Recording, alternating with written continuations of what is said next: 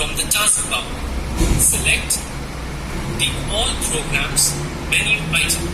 From there, select Accessories and then click Notepad. The untitled Notepad window opens.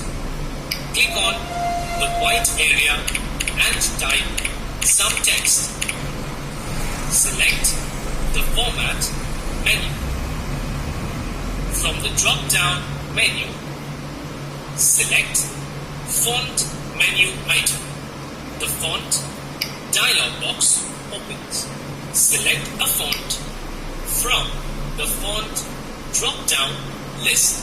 Select a font style. Select a font size. Click the OK button. Notice that the selected styles have been applied to the text.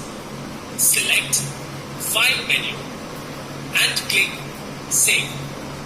The Save As dialog box opens. Select a destination directory from the left pane where you want to save your file.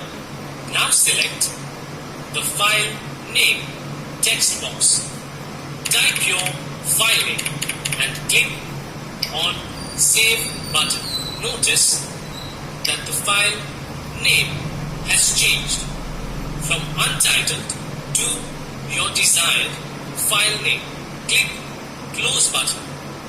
You will notice that the file has been saved in your preferred location. Double click to open the file.